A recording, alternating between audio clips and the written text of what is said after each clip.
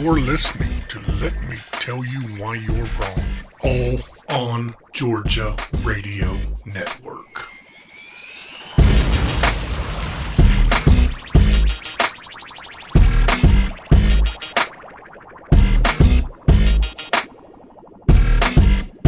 Welcome to episode 126 of the Let Me Tell You Why You're Wrong podcast. I'm Dave Roberts. With me is journalist, writer, blogger, TV personality, Jessica Szilagyi. Hello. How are you? I'm doing very well. How was your week? It was less eventful than some of the former weeks. Why are you doing so well? What happened? Oh, I mean, it's hot.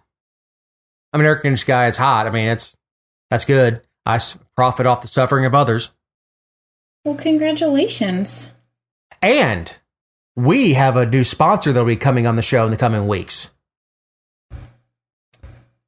We do. So, All on Georgia has been partnering with, it's a gun distributor membership entity, Big Daddy Unlimited. They're out of Gainesville, Florida. So I'm sure Go Gators. Yeah. But anyway, we have a link for our listeners and our readers that we'll put on our Facebook page where you can learn more about them, and we'll be talking about them in coming weeks. But you can Google them and read about them all you want, but if you sign up for a membership or you buy anything from them, you definitely want to go through our link because that's how you support the podcast and All on Georgia. So look for that on our Facebook page when we post the next show. And you're not just a member, you're a client. Me or them? You. Well, I am. I did just purchase a new gun, but I haven't got it yet, so I'm going to save it until it comes so I can show it off, and then we can talk about it. Yeah, and you know, I'm a gun guy. It's very exciting. It's awesome partnership, and certainly hats off to you and hats off to Delvis for creating that partnership. This is a first for the podcast to have any sort of corporate sponsor, and it certainly has nothing to do with me. No, but it's exciting when it's something that we support. Like, I mean, of course, like anything is great, but it truly is like a cause and a purpose that we can get behind and unify with. So. Yeah, absolutely. And it's not that we won't not happy to advertise Bob's Plumbing or anything, but it certainly is. Yeah, nice Bob, give us a call.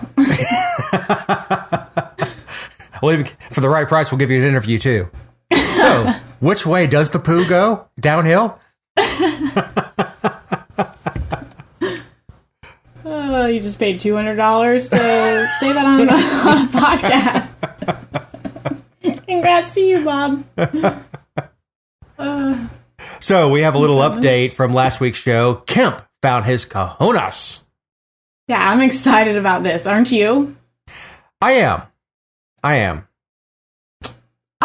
from the perspective. So obviously we're talking about the mask mandates and that Governor Kemp, he extended the executive order and then basically doubled down on the part about local governments being able to enact ordinances that are less strict or more strict than the state. And somebody, before we go on, I do want to say that somebody asked me, they're like, well, would you're Miss No Government this, no government that, blah, blah, blah.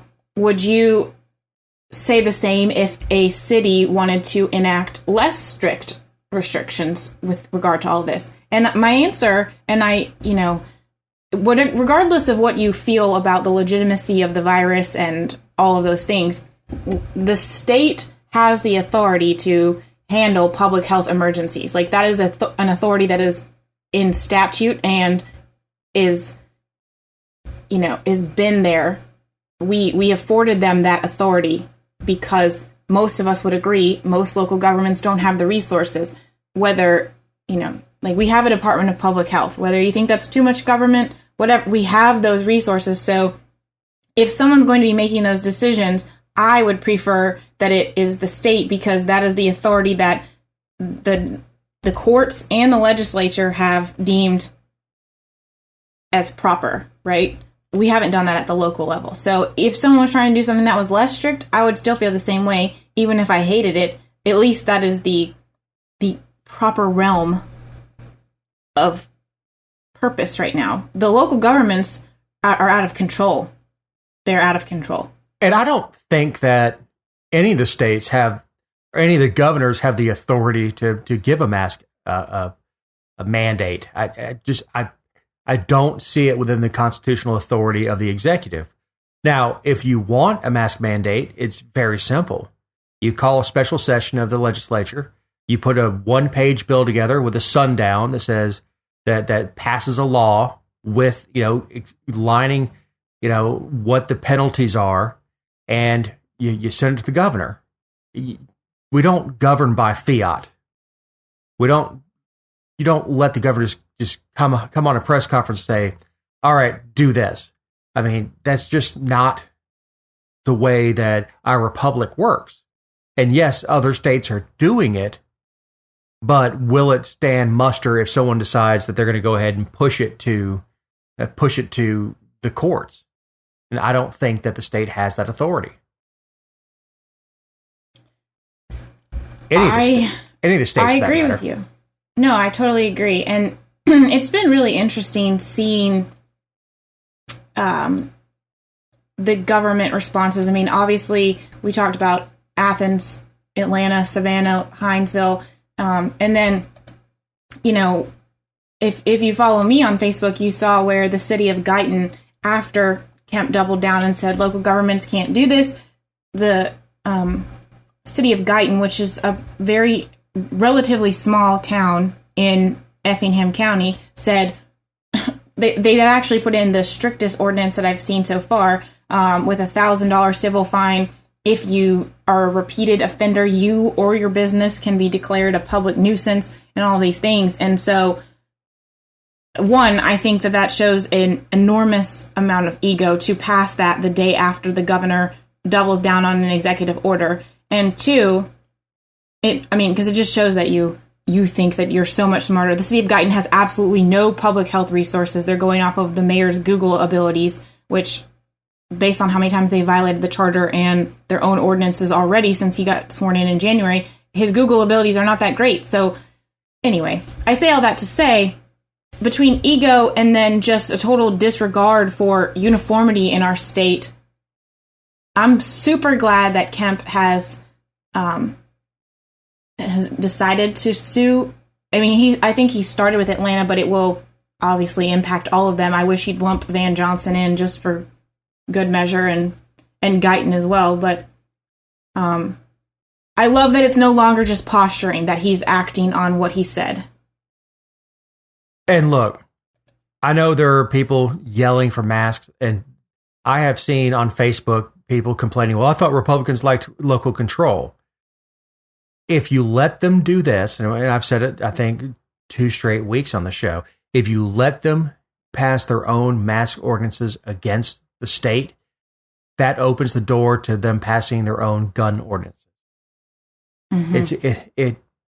Can you imagine traveling from county to county, city to city, and having a different set of rules for how you carry a firearm everywhere you go?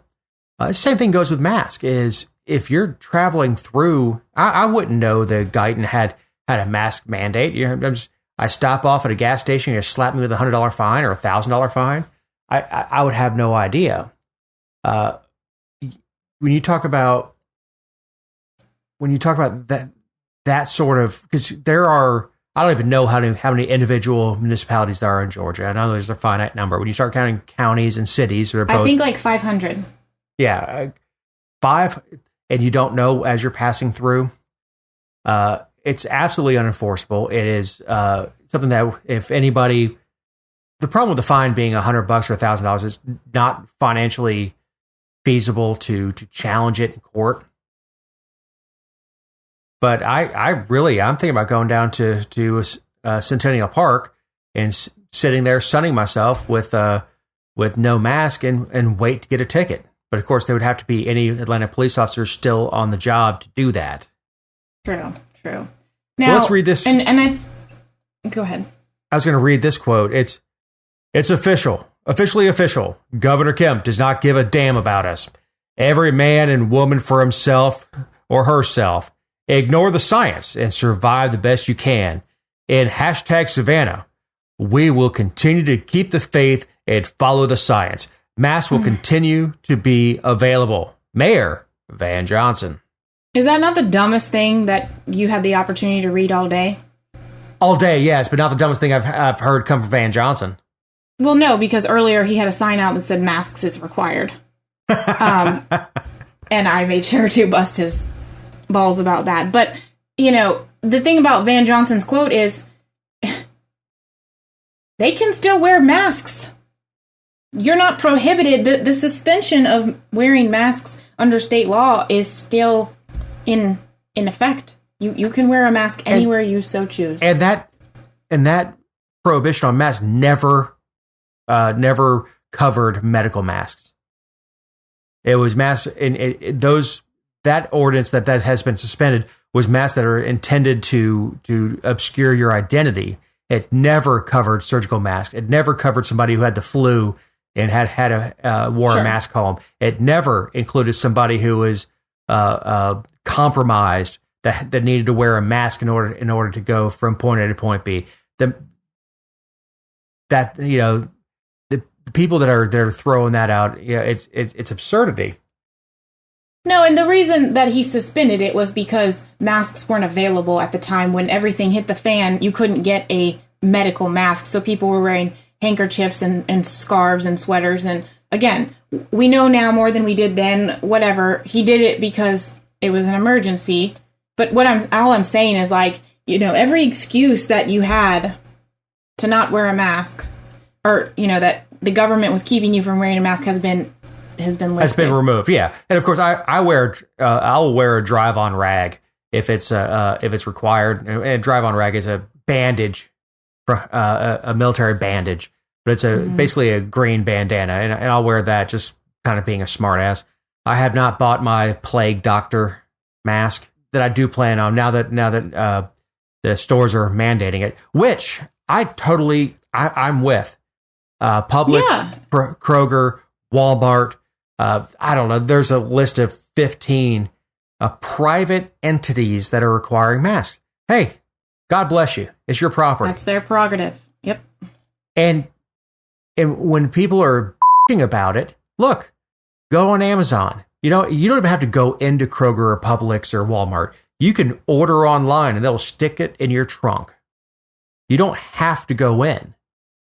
If you're that opposed to wearing a mask, or say, I can't breathe in a mask. Excuse me. Speaking of I can't breathe, Rona. If you can't breathe in a mask, stay outside.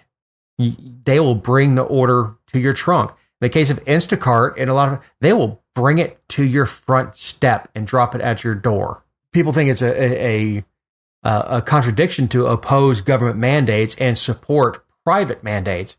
And it's private property rights. It's absurd to suggest that you are required to go to a business that does not require masks. That's obnoxious and wrong. Right. And look, if it's my house, my business, I can require you to wear a teddy to walk through the door. It doesn't matter. It's my place. Please do that. I would love to write about that. Air conditioning company requires everyone to wear a teddy walking in the door. Yeah. You could just say you're testing the temperatures, make sure that it's comfortable for everyone. You know what? I would, if I had a open to the public place, I might do that just to thumb my nose at everybody else. Well, you get some free publicity too. Well, absolutely. There's no bad publicity. Ask the plumber who traded a truck and it ended up in Afghanistan or Syria with his phone number and plumbing information on it. It's like, well, there's no bad publicity. I love it. So the mayor of Augusta is outraged. Yeah, that was his wording. Again, why are you outraged? You can literally still wear a mask. And the local governments, not Augusta, but if the local governments weren't propping up their hospitals, which is outside the scope of the proper role of government, then they wouldn't really have to be worried about, how many patients those hospitals are caring for that are COVID patients. but it's all so intertwined and such a disaster, and I have no patience for it. You have no patience for hospitals? Well, I mean, let's not get started on that. Well, that's the thing no one is prohibiting you from wearing a mask. No one's prohibiting you from making good decisions. No one's prohibiting you from staying 6 feet apart. No one's telling you to go to a restaurant. No one's telling you to go into a bar. No one's telling you to shake hands or give hugs. Both of which I do. And if you are, you're doing that by your own free will. It is, and I'm Southern, and I'm a gentleman. So yes, handshakes and hugs happen. It's just the way it is. I'm not changing who I am based on it. And look, we're not even getting to the validity of the virus. I mean, it is deadly. It is particularly deadly for people who are compromised, and you should absolutely take precautions. It's just the government doesn't have a role in that.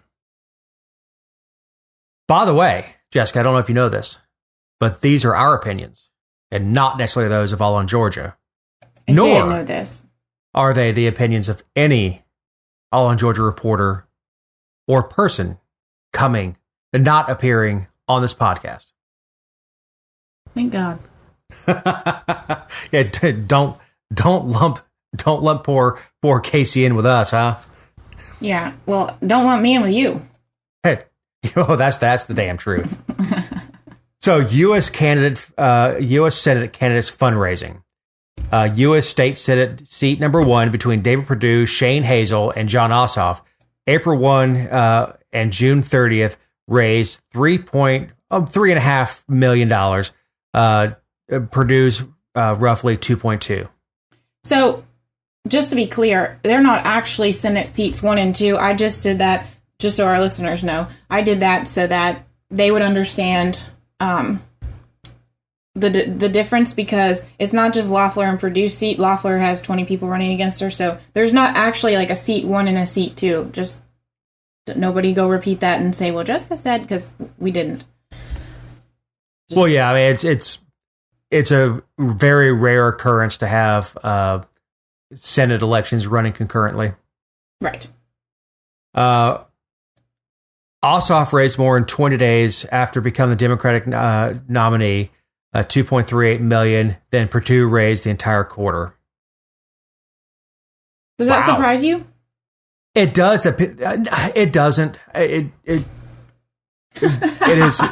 Here's the thing: I don't think that's organic money coming from the citizens of Georgia. That's coming from outside. Read the next bullet point, Dave. The next bullet point: David Perdue has $10.7 million cash on hand. Not that one. No. Okay, I'll say it. Much like when he ran for Congress in Georgia 6, of the itemized donations Ossoff received during the second fiscal quarter, only 27% came from the state of Georgia. Almost as much of that same percentage, or of the percentage, came from California donors alone, while New York and Massachusetts gave him hundreds of thousands of dollars as well. So, you're right, it's not from Georgia. I just think, I mean, we all know that David Perdue can strike a check for whatever he needs, kind of like Kelly Loeffler, and so I'm not surprised that he's not just sitting around dialing for dollars. Well, and look, a ham sandwich could have raised that money, because Georgia has a giant target on it for the Democrats. Georgia is turning purple, and there's a huge bullseye on Georgia, and that's just the way it is. Now, do I think that Pajama Boy will be our new senator? I don't know. Certainly, Shane Hazel, who is a liberty-minded, freedom-minded individual, unlike David Perdue, is going to throw a monkey wrench in there for him. Well, and speaking of that, I don't know if you saw the article. I think the AJC did it, but it's kind of like picked up steam and been picked up by Politico and The Hill about how specifically, I mean, I don't think anybody expects Kelly Loeffler or Doug Collins to get 51% of the vote with 20 people running. It's just I mean, they're polling at 20% right now. And even if they throw all their money at the wall, I just don't see any. I expect a runoff in that race. Some part of me really expects Shane Hazel to perform well because he has name recognition in the 7th. He ran as a Republican. The Libertarians always come out strong in November anyway, and I'm hoping he'll force a runoff. So that's 2 Senate seats alone. But they're talking about how it's quite possible that we won't know the majority or what the Senate looks like until January, which could be after the president is sworn in. Right. And look, Shane Hazel is not some kook. He's not a sacrificial lamb. He is not, what's his name? Vermin Supreme. He is a legitimate candidate. Yeah, he's pretty. Yeah, I mean, a fellow podcaster. Yes. He is what the Republican Party was always meant to be.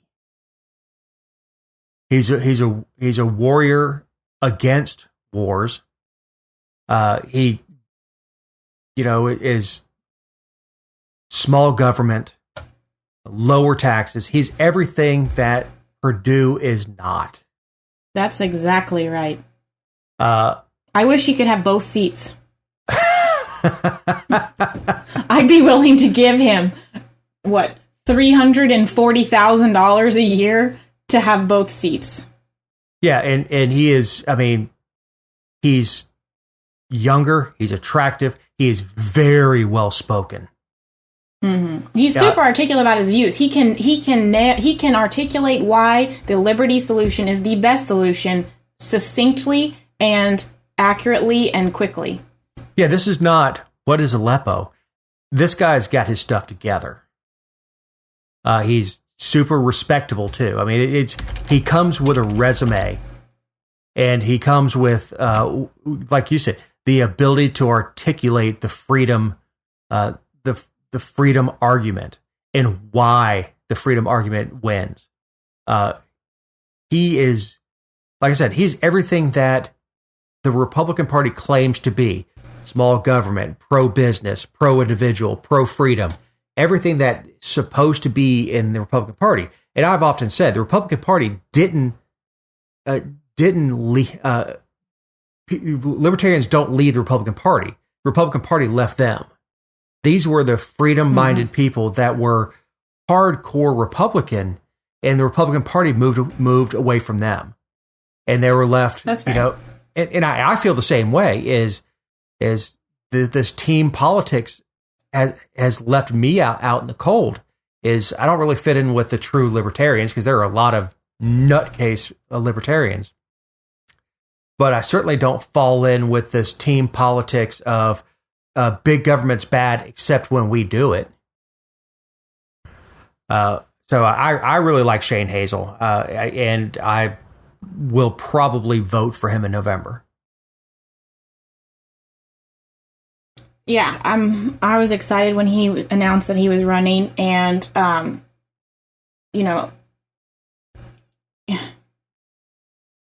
it's a shame when he checks off so many boxes for so many different kinds of people, and true to form, there will be so many people who dismiss him because they think he can't win. If everyone who thought a third-party candidate couldn't win would just vote third party, they'd freaking win. But well, quick anecdote. Yesterday, a kid who is the president of the Young Republicans out in Paulding County said, I'm a hardcore Republican, but I'm going to vote for Shane Hazel. And our coroner, Eberhard Fuller, pipes up, I'm a elected official. I'm a Republican. I will vote with my party because that's what Republicans do. I'm like, you stupid bee. Team politics is the problem. First of all, why the hell is a coroner a Republican or a Democrat? You go out there and say, is he dead? Yup. I don't even know why that's a party position. And her husband's an elected position, official as well with the school board, Jeff Fuller. First of all, you should just kept your mouth shut if that's what you think. And this kid, he's, 20-something years old, young man, who's going to be hosting the debate out here for Senate, Georgia Senate 31. Sharp kid and wants to do the right thing and is displaying principles. And then you're getting some older witch who's been in the party chastising him for having principles. Yep. How dare she sit there and stomp on a young man's view of principle and say, you're wrong for having principles, son. You need to get with the team. And why? Right. Because David Perdue is better than John Ossoff. Well, no, Hazel's better than both of them. Shane, not John. Shane Hazel is better than both of them. Well, and another part too, I mean, I always say if someone is consistent, like I'll support, not, and I say support, like I'll support what they're trying to do, not necessarily their cause, but I'll appreciate and respect them as an elected official, a Democrat who sticks to their values 100% of the time, then more than I will a Republican that sticks to their values 50% of the time. And you've demonstrated that with a guest we had on the show, who's now the president of the Georgia NAACP. Right. Is that you supported him because he stuck to his principles. Yeah, his principles aren't for sale. Right, and that's something that is so foreign. First of all, I want that to be popular again. Look, we're so hamstrung with team politics. I don't think you will ever see it again. And I know that's a very negative view of life, but I don't think you'll ever see it again. Like I said, you express this reason I was thrown out of the Paulding Republican Party because I dare be critical of a Republican. I mean, we were talking about on the show before about being able to look at yourself and critically. If the party can't look at themselves critically and say, okay, this is what we're doing right, this is what we're doing wrong, this is what we can do better.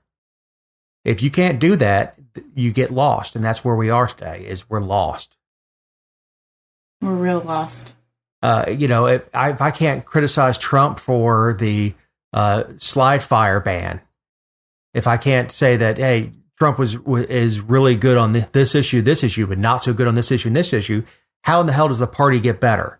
And of course, the witch that runs the Republican Party can't handle that because she's not smart enough to, Nancy. To Nancy, what's up, lady? If you're not, first of all, if you don't have the principles to be able to say, hey, this wasn't such a good decision, then you really have no place leading anyone anywhere because you're lost yourself. But back on Ossoff raised $6.3 million. Plus additional $450,000 in loans, which he paid back $200,000, and $500,000 plus in transfers from other authorized committees. He has spent $4.75 million through June 30th. Which I don't know. I mean, do you think that's a lot of money? In a statewide race? I mean, do I think it's a lot of money if you stick it in my account? Absolutely. I'll get myself a house and a boat in Costa Rica. In a statewide race is no. I appreciate that most of it isn't his. Well, he doesn't have it. Well, but do we want only people who do? No, that's what I'm saying. I'm not saying that, but I'm saying he doesn't have it. It's not like he's not putting his money in. It's just he doesn't have it to put in. I mean, modeling pajamas doesn't pay that well. He ended with $2.5 million cash on hand. Shane Hazel has no report on file with the FEC, which isn't necessary. I mean, it's okay. So we go to the second seat. This is the jungle primary. Whew, that's a mess. It is such a mess. And did I talk about the fact that I moderated a debate with them? I mean, I know I mentioned it to you, but I don't know if I mentioned that I did a Zoom on the show. we did a Zoom Google 8x8 thing, and it was with 8 of the candidates who were running. Obviously, Loeffler and Collins were not participants because they have plenty of money. But I appreciated that the other candidates, they organize it amongst themselves and are doing it every week from now until the election just to raise awareness about themselves. But like holy freaking diversity. It is, you've got people who are like AOC type New Green Deal to this one woman who is like, I think that our state is so wonderful and I just want it to stay wonderful. And I like it's going to be a cluster, and we're burning time and money by having all of them on the ballot. And I'm all for ballot access, so it's not that. It's just like people who shouldn't run are running. Well, I mean, they're making fools of themselves. Or they don't really know why they're running. A public policy polling survey released in June found Warnock clustered with Loeffler and Collins near the top of the pack with 20% of the vote, compared with 21% and 23% for Loeffler and Collins, respectively. So, this is going to a runoff. I mean, the number, we said before, the numbers just dictate that it's going to be a runoff. Loeffler ended the quarter with $7 million cash on hand, $5 million of her own money in addition to the first $10 million. We were talking before the show. Loeffler was out here. I had to actually work, so I didn't go to her event. This is wearing on her. I mean, it's visible that this is more than she anticipated. This is more than she anticipated. She doesn't look, I mean, she just looks stressed, and sometimes stress has an outward effect on the body, and I think that's showing for sure. Somebody hand her a sandwich. Please, dear God, give her a sandwich. Here's the thing. She does not pull off humble at all. At all. They keep trying with these ads. She's just a simple farm girl who sent her private jet to Florida to bring people back to Georgia. She is absolutely obtuse when it comes to relating to people. And when you're a billionaire and you don't interact with normal people, that's fine. I don't expect that Jeff Bezos knows what it's like to sit down at the table and look at a pile of bills and figure out what can be paid this month and which ones we could put off. Jeff Bezos also doesn't try to represent himself as somebody who understands my struggles. Yeah, and that's exactly it. But she's trying this I'm just a farm girl from Georgia routine that just it doesn't land. It doesn't resonate. And the fact is, most of the residents of Georgia, most of the voters in Georgia aren't farm folk either. They're suburbanites. They're people who clock in at 9 o'clock, clock out at 5 o'clock. They're people who need to work. And a good portion of us do fairly well. But, we still go to work every day, and the I'm a farm girl routine doesn't resonate with people like me. I'm like, okay, you grew up on a farm. And like the video that keeps showing of her leading a calf, it's like, that was in like FFA doing a calf for a competition at school or something like that. She's so obtuse. She's so out of touch. She just doesn't resonate. I think that there's nothing worse than, the people who didn't like Perdue, including myself, didn't like that he walked around in a Canadian tuxedo, denim on denim, and did commercials in a watermelon field, because I knew that he was simultaneously promoting that he was the CEO of the only one in Congress who was going to be a CEO of a Fortune 500 company. Like that had been, excuse me. But that's a great selling point. But don't try to be both, because people aren't both. They're just not. And you live inside a gated community within a gated community, and you know what? It's fine to celebrate your roots. Look, if you tell me a success story, I'm in.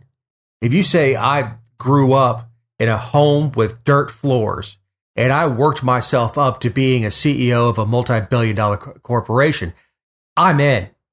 Mm-hmm. You've hooked me in. That's a great story. It's a success story. But what your point is exactly, again, violating the name of the show, is you can't have your feet in both ponds.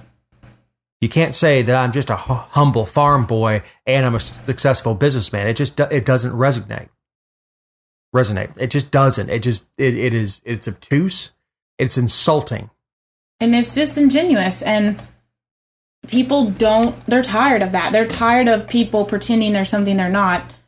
Just be who you are. Like, there's plenty of people who have I'm not looking for an outsider. Like, that's not I'm not looking for that identifier. I'm looking for somebody who shares my values. I don't care where you came from. And I don't even care about your values. How are you going to vote? I know you're using values interchangeably with sure. With ethics, or not with ethics, but with positions. But tell me your vision for the Senate. Tell me where you want to go with it. Give me your platform. And I understand that you and I are probably more educated than the average voter. Certainly, when you start talking about Marjorie Greene voters, that took her gerbs, people. But give me your positions. I don't want to hear. I'm going to stop AOC. I don't want to hear I'm a farm girl. I don't want to hear that I'm some watermelon farmer. I don't need that. What I need you to do is tell me who you are, what you stand for, and we're lost in that because I can't put my finger on what Kelly Loeffler believes in. I know that she was in FFA, Future Farmers of America. I know that she has some pictures with a calf. I know that she sponsors or she hops on legislation that is purely political in order to raise her star in the state of Georgia. I see that, but I couldn't tell you one thing that she actually core value believes in. Maybe I'm not paying close enough attention. No, I think you're right, and it's just it's disappointing because I don't know it. I mean, she's all over the map. Her press release, I get every single press release from her office and from her campaign. I'm sorry about that. You said, yeah, it's tough, and I actually get them 3 times because the info at All on Georgia forwards to my email address. So it pisses me off every time, and there's nothing I can do about it. But, I don't know what she stands for, and that's disappointing because, I firmly believe that Kemp picked her because she could afford to funnel her own money in. But I have to think that she has some redeeming qualities, and I couldn't tell you what any of them are. Well, he picked her one because she's a chick, and that's one of the things that I find we've talked about the show really insulting is that I'm looking for a woman or a minority. Why not pick the best person? And I'm not stumping for old white guy. I'm just saying that shouldn't even been a thing. And the fact that he's put that out puts her at a disadvantage. That you're already an affirmative action hire. Which is funny to say about a 5'11", blonde, very rich white woman that she was an affirmative action hire. And I've said, I don't know, a dozen times on the show, I would have much preferred Kemp appoint a placeholder. Hell, I would have even dealt with Nathan Deal getting the damn seat if he was not going to run for re-election. No. For a year, I don't care. Let me tell you why you're wrong. No. Absolutely not. But I mean, I do understand what you're saying. I wanted someone as well who wanted to. We talked about this a long time ago when we found out that Isaacson was going to be stepping down. I wanted somebody who wasn't going to run again. Yeah, placeholder. Because not only does this winner have to run again, are they running now? They're going to run again in 2 years. 2 years. Yeah. And again, I truly believe that's why Loeffler was picked, because of her financial ability to run 3 state. Actually, it may end up being more because the run of 4 statewide races in 2 years. It is incredibly draining, financially, emotionally. Like we said, it's obviously taking a toll on her physically. And she's not even. I mean, this is a marathon. She's only at the 8-mile mark. Yeah, this is her first go around. Yeah, she's got miles and miles and miles to go. Doug Collins raised a little better than $2 million, ending with $2.5 million. Transferred a little more than $1.5 million from his congressional coffer. Itemized individual contributions at about $1.2 million. Itemized individual contributions of almost $1 million. Unitemized, I'm sorry, at almost $1 million. Spent a little over $1.1 million.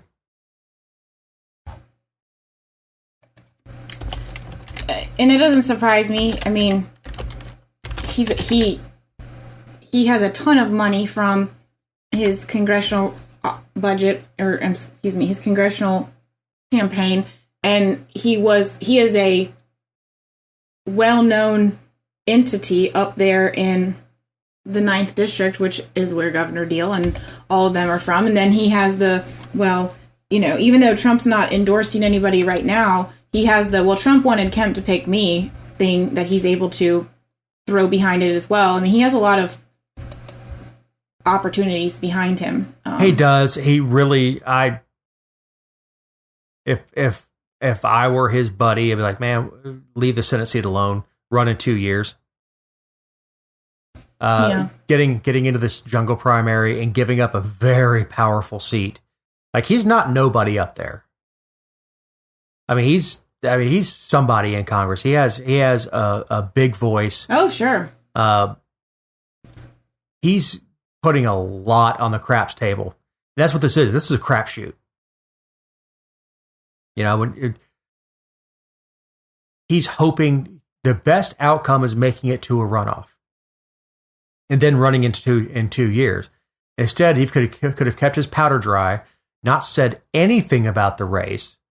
Let it be one Republican against 20 Democrats, run to a runoff, and let her exhaust herself.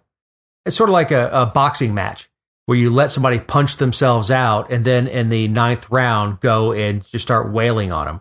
Is let her exhaust herself, her coffers, and then 2 years walk in and primary her.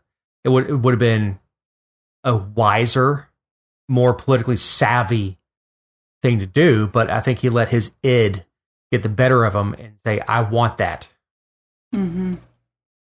Then we have Raphael Warnock, a pastor, reportedly raised $3 million from April to June.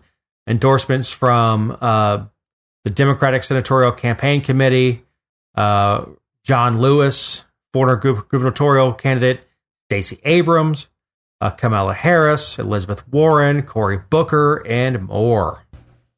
So it's a pretty big deal that he is that he has these types of things, because it's a jungle primary, but there's a number of other Democrats in the race, which is Deborah Jackson, who's an attorney. There's Jamesia James, who's a retired Air Force business owner. Tamara Johnson Shealy, who just labels herself as an advocate. And then Matt Lieberman, obviously, I think is Joe Lieberman's son, which he really is not getting any traction at all. Then Ed Tarver, who I think was a former state senator. Joy Slade, a doctor, and Richard Winfield, who's a professor, I believe, at University of Georgia. So it's just, there's no shortage of Democrats, and for him to be, I'm sure, I have no doubt that the Democrat Senatorial Committee, or whatever they call themselves these days, I have no doubt that they polled and made a concerted decision with deliberately. But and Lieberman's father was known to break with the Democratic Party, so that he may be being punished for the sins of his father a little bit, which there. Would be appealing to everybody else, though. Right. I mean, somebody who is a purplish Democrat would be, if you threw him in the jungle primary and you gave him the proper funding, that actually may be appealing to some folks. So I don't know. He seems like he's been shut out in the cold, and he's paper wise, he would be a pretty good candidate for the Democrats. But here we are. So. Yet here we are. So yeah. Stacey Abrams' voting rights group collected more donations than all state primary candidates and two major political parties in Georgia combined. Yeah, fair fight. I mean, she started that organization literally right after the election. Like, that's what she challenged the election, I believe, her own election with. And most of her staff just transitioned right on over to that organization, and it's been questionable, in my opinion, ever since. But yeah, she raised a crap ton of money. Granted, it's an entity, so there's no limits. Heck, I'll just appease our Republican listeners right here. George Soros could write her a check for as much as she needed, and that would be fine. But I still think it's remarkable, given the push for absentee ballots, given the push for just overhauling how we're handling mail-in voting, and then the way that they had turnout just skyrocket in the primary, shattering records, if you will. It's alarming. She's fear-mongering, especially with the voter problems they had in the primary, in Democratic districts, voting in the Democratic primary, and she's blaming Raffensperger for oppressing the vote, which makes no sense. You think she would have kept her powder dry until November. And Raffensperger isn't having any of it.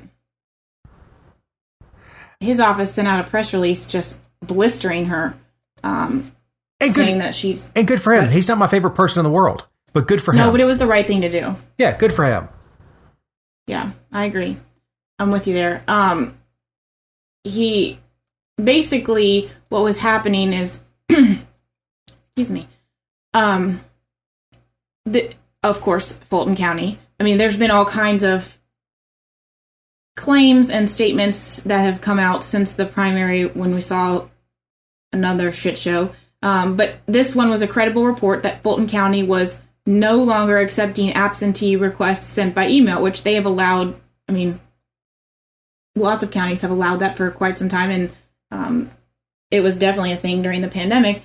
And so Abrams took it on with fair fight to basically say this is happening across the entire state, and Brad Raffensperger's office needs to step in immediately and join us, blah blah blah blah blah. And Raffensperger's office was like, well, we appreciate that you're calling on us to do this, but there has been absolutely no complaint or credible report that anybody outside of Fulton County has been denied an absentee ballot application or an absentee ballot because they requested it by email.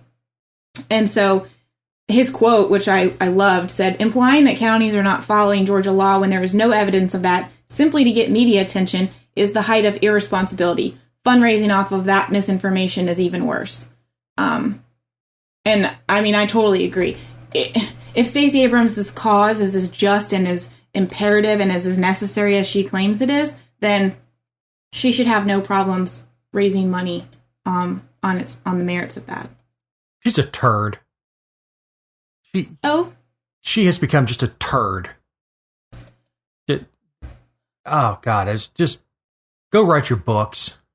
Were you on the show when I interviewed her, or was that still Jonathan? Okay. No, in fact, I remember we actually recorded that evening. I was recording from the beach. I remember that. No, she comes off, I mean, very reasonable. I enjoyed her. Like, I didn't just think she was smart and appreciate her perspective. I actually enjoyed her, and I actually appreciated, again, how articulate she is and how smart, and she honestly believes everything she has and for a reason. And it's like, you hear her talking one-on-one, and you're like, I don't agree with what you're saying, but you are a very intelligent woman. And then you give her a microphone, and she gets up in front of people, and you're like, what the hell are you doing? Yeah, everything, and I watched every minute of the interview that you published with her. And I think you asked me, does she come off as the devil that's being portrayed? I said, no. I mean, she comes off quite lovely, very nice, very well spoken, very, she's able to articulate her positions, just like we were talking about Shane Hazel. You don't necessarily have to agree with her, but you can have an intelligent disagreement with her. But what she has become since the gubernatorial election is just a turd.